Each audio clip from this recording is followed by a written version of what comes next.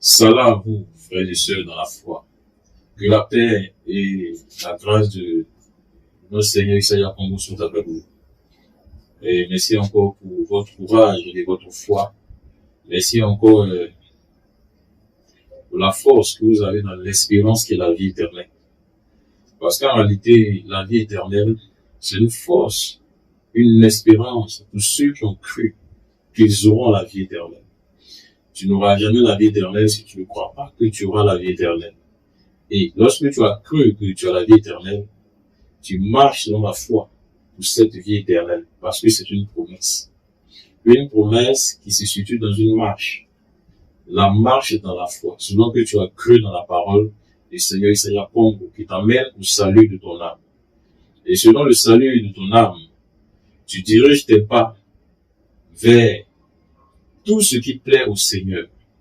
Et tu détournes tes pas contre tout ce qui le Seigneur n'aime pas. C'est-à-dire tout ce que le Seigneur n'aime pas, tu te détournes. Et il y a des choses, tu dois comprendre qu'au fil du temps ou encore dans ta progression de la foi, tu dois comprendre que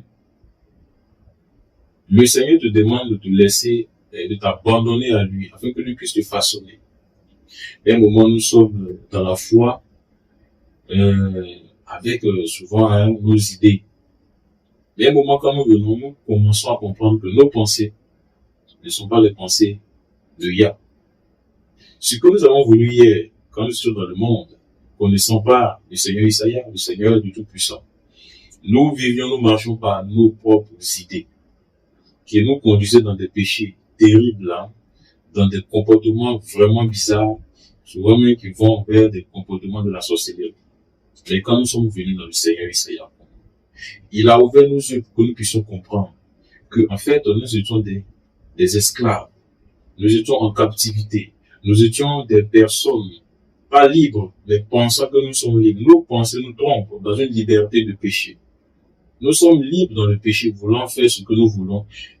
Une liberté qui conduit dans le péché, dans la désobéissance, la rébellion, qui va conduire à la fin à être dans la liste des premiers rebelles qui sont des démons, des anges déchus, autres encore.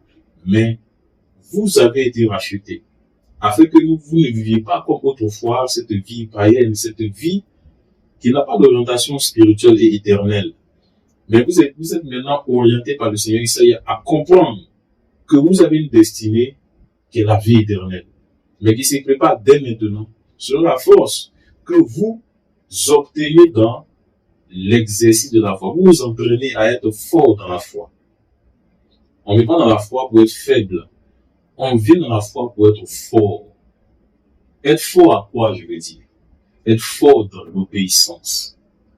Tu deviens une personne forte dans l'obéissance. Or, hier, tu étais une personne faible parce que tu ne pouvais pas obéir au Seigneur.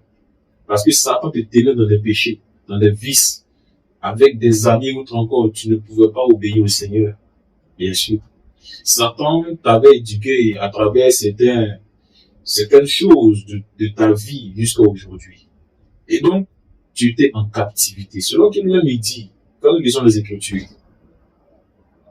il est venu pour ouvrir les yeux des aveugles, pour libérer les prisonniers, ceux qui sont en captivité. Bien sûr. Alors, la vie que le Seigneur demande, c'est une vie qui concorde, une vie qui va avec lui, sa parole.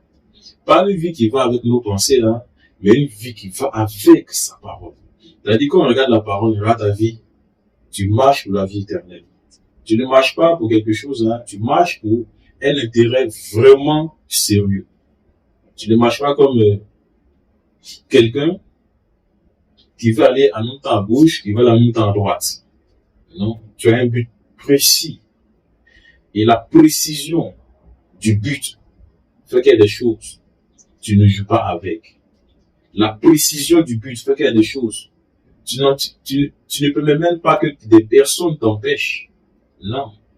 Ni des personnes, ni des choses de ce monde ne t'empêchent parce que tu as un but précis qui est la vie éternelle.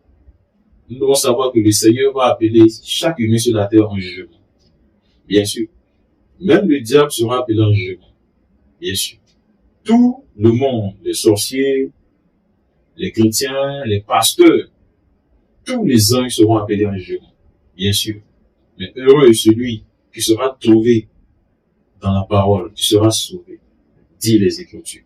Alors, je m'en vais vous encourager, frères et sœurs, à comprendre que vous avez quelque chose de très précieux qui est votre âme, qui a besoin du salut, bien sûr.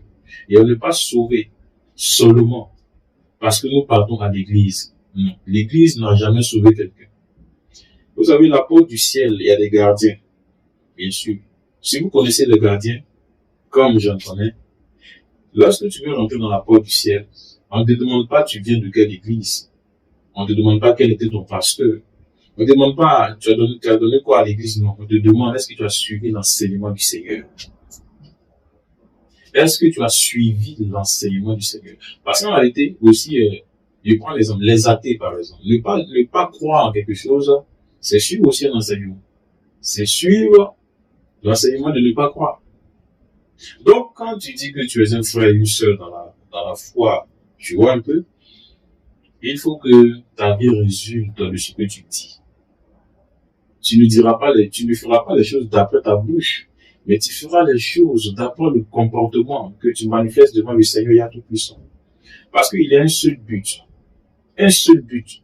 pour l'homme sur la terre. Un seul but.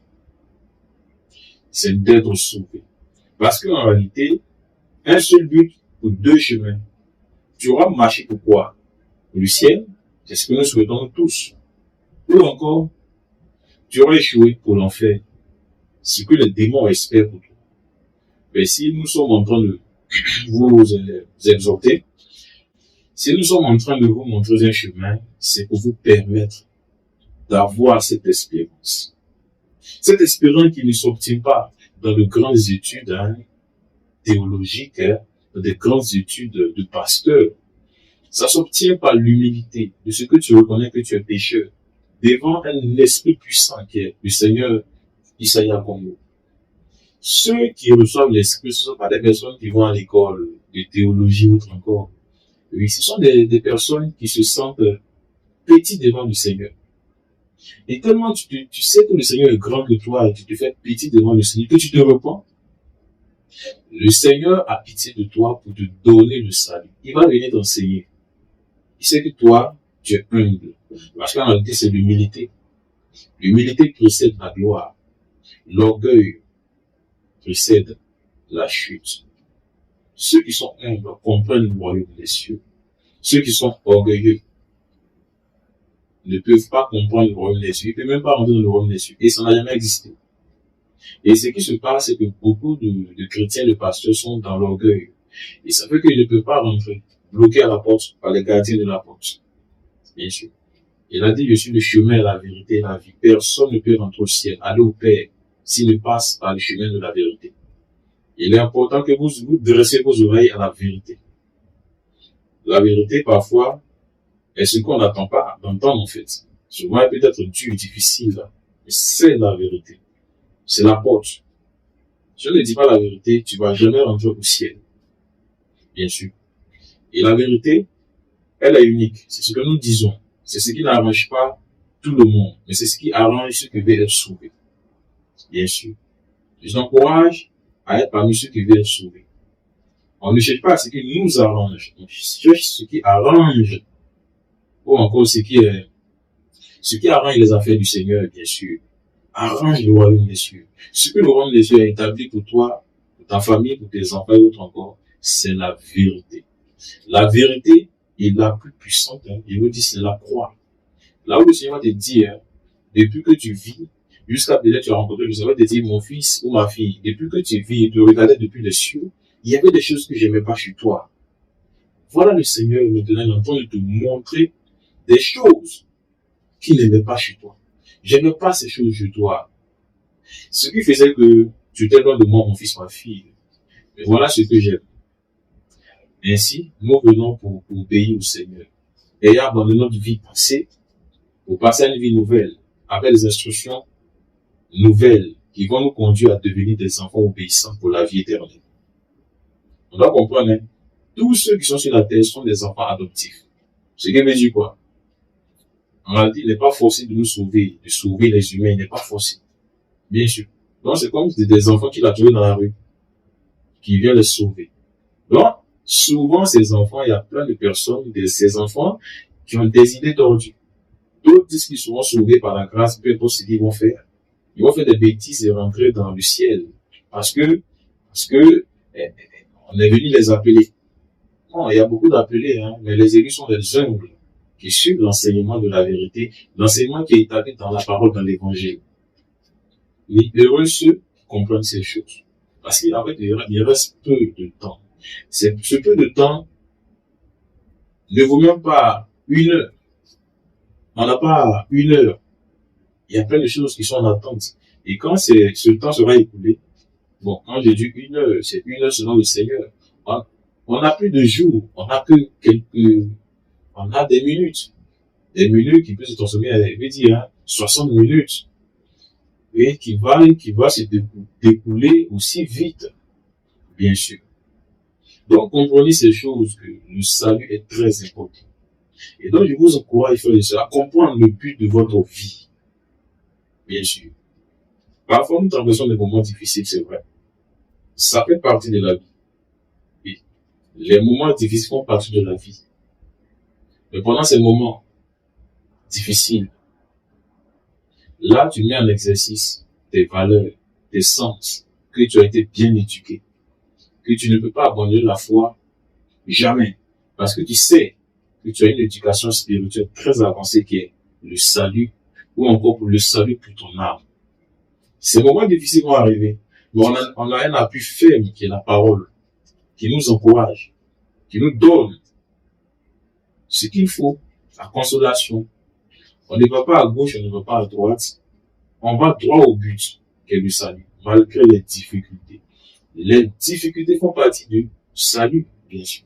Il y a rien dans ce monde qui soit difficile à obtenir, bien sûr.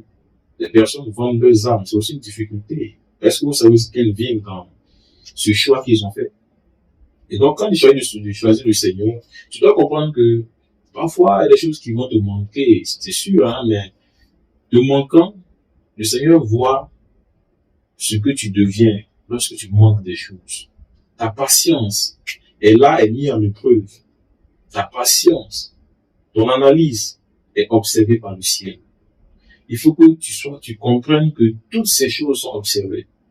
C'est pourquoi vous devez vraiment avoir la parole du Seigneur pour comprendre, pour vivre ces choses. Alors, frères et sœurs dans la foi, c'est des choses importantes que vous gardez. Le sens, le but pour lequel vous êtes dans la foi. Marchez dans la vérité.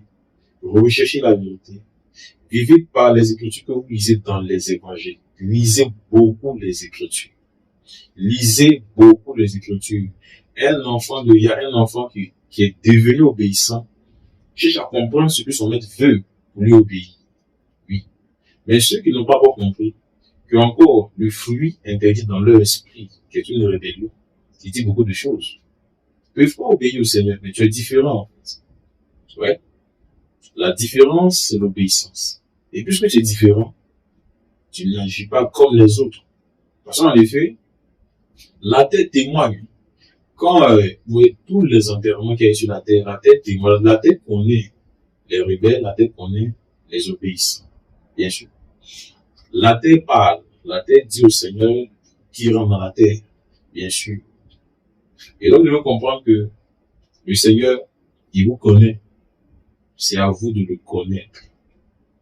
Connaissez-le d'après lui-même. Ne le connaissez pas d'après certaines choses que vous aimez, que vous ne voulez pas abandonner. Et raison pour laquelle vous êtes obligé de prendre un chemin d'évangile tordu autre encore. L'évangile, c'est l'évangile. On ne peut pas changer l'évangile. Mais restez dans l'évangile. L'évangile te parle de la croix. D'abandonner certaines choses que le Seigneur n'aime pas. Que toi tu aimes. Et qui seront un piège pour toi. Quand le Seigneur est là haut, il voit des choses qui sont dans ta vie que tu aimes bien sûr, des plaisirs, autres encore, des choses auxquelles tu es attaché, mais qui sont des dangers, pas peut-être pour maintenant, hein, dans le futur. Oui, ces choses peuvent progresser, grandir et aller en maturité, te transformer de jour en jour. Et le Seigneur peut te demander d'abandonner ces choses. C'est pas pour ton mal, c'est pour ton bien. Ça peut t'affecter toi, ta famille après, autre encore. Vous voyez un peu. Et donc, il y a beaucoup de choses qui arrivent dans nos vies. Parce que le Seigneur a demandé d'abandonner des choses qu'on n'a pas eu le temps de travailler sur ces abandons-là. Et demain, ça nous a causé des problèmes. Et ces problèmes aussi ont fait que, pour d'autres, hein, ils n'ont pas pu supporter, ils sont retournés dans le monde. Ils sont revenus sur Satan, alors qu'ils étaient dans la voie ou encore sur le chemin du salut. Ils étaient prédisposés à être sauvés. Mais à cause d'eux-mêmes, hein, ils sont retournés dans des choses qui n'étaient pas bien. Ce n'est pas pour ton cas, mon frère. Ce n'est pas pour ton cas, ma soeur. C'est très important de te relever, de comprendre qu'il y a peu de temps qui reste. Plein de choses vont arriver dans les temps qui vont venir. Mais l'important d'être disposé d'abord avant que ces choses n'arrivent. Car ces choses arriveront. Et là, les gens chercheront à courir, à se repentir autre encore, mais il sera trop tard. Voilà un peu. Le Seigneur viendra comme un voleur. On ne saura pas comment il viendra, quand il viendra, où il viendra. Mais il viendra comme un voleur. Il jugera les églises et les pasteurs autres encore, qui sont déjà définis comme nous le connaissons. Mais celui qui persévérera jusqu'à la fin, a aimé la parole du Seigneur et a aimé son prochain, sera sauvé. Que Yahweh vous bénisse. Gardez la foi. Salah, frères et sœurs.